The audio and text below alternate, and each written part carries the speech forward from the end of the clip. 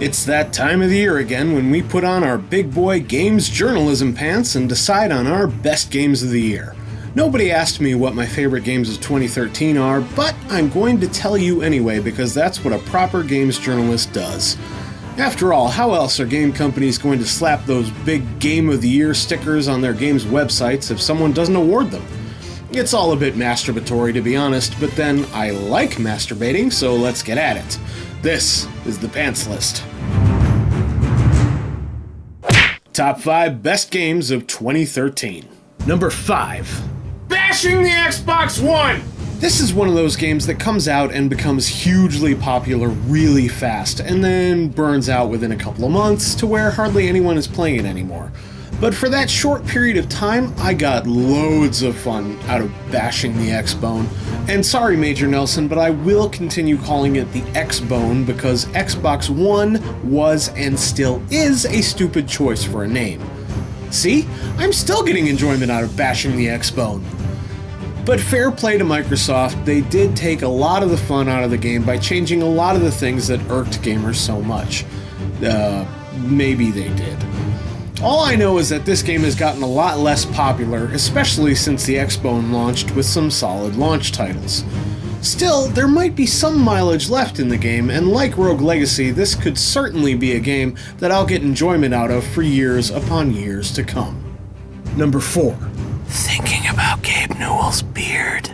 This game appears to be quite popular, especially on Reddit, where Gabe Newell is considered something of a god in human form. I stayed away from this game at first, I must admit. I have this thing where I don't trust things that are hugely popular, but the more time I spent checking out those amazing graphics, the more engrossed I became. And the sound design is incredible.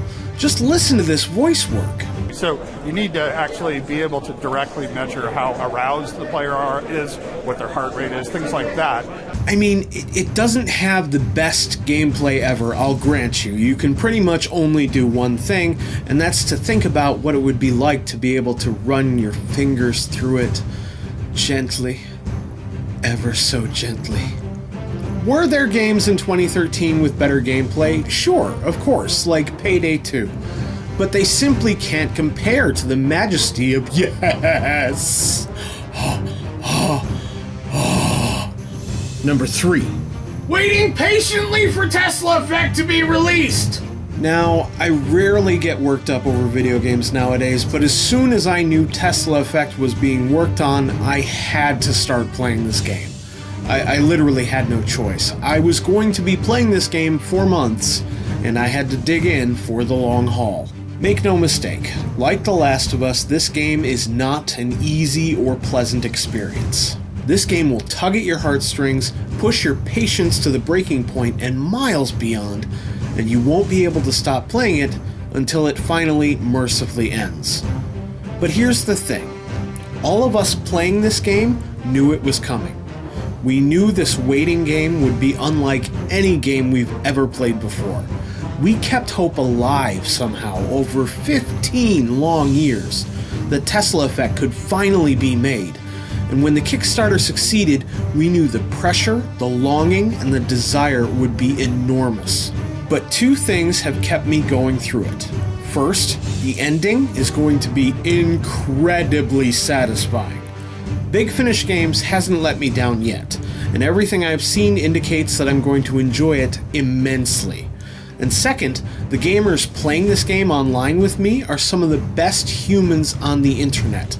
Usually gamers on the internet are a mixed bag, and trust me, we'll get to the bad ones, but these are some of the best I've ever run into, and I sincerely hope to meet some of them in person someday. Number 2. Choosing Game of the Year! I know, I said earlier that I shy away from popular things, but sometimes they are popular for a reason. And choosing a Game of the Year is one of the greatest games of this generation, let alone this year. I know it's really a bit of a cheat to say that a game that is literally decades old could be one of the best games of this year, but here's the thing. This game has only gotten bigger and bigger year after year to the point where everybody is playing it. and if you're a games journalist, you pretty much have to play it. I don't really see the point of everybody playing it, honestly. The more people play it, the more games can claim Game of the Year status, the less that status actually means. We might actually reach critical mass this year, with more games than ever getting that slightly less illustrious title. The absurdity of it all has hit heights that even the majestic ridiculousness of Saints Row 4 can't really match. And let's be honest, games journos, the game is just a bit disgusting, isn't it? The pastime as a whole is kind of masturbatory and self-filleting, and is anyone else getting turned on right now? Yes! Number 1. Standing up for women in the gaming industry! Now, this is probably going to be a controversial pick for Game of the Year because it's a game that not a lot of people played, as it tackles something of an unpopular topic with gamers. But I found an exceptional amount of joy and personal fulfillment in it. It's one of those games where playing it actually makes you a better person, and those are exceedingly rare. I have made no secret of the fact that I was bullied as a child, though I generally prefer to use the word tortured, because that's what it was, and that's what bullies really do. Calling them bullies lightens it somehow, makes it easier to say, oh, they're just being children. And if we called them torturers, you can probably bet your ass our government would have done something about it by now. Sorry, didn't mean to step on my soapbox there. My point is that bullying on the internet is no different. Someone needs to stand up. So when some pathetic, soulless taint muffins harassed some female game devs, I rallied to their defense. And it was glorious.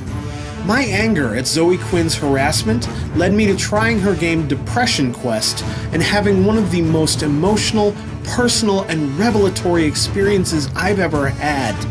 Learning of the disgusting things subhumans had sent to Anita Sarkeesian led me to discovering her brilliant Tropes vs. Women web series. Railing against the lack of solid female characters in video games probably gained me more Twitter followers than anything else I've done, but all of these things are bonuses that I could have lived without.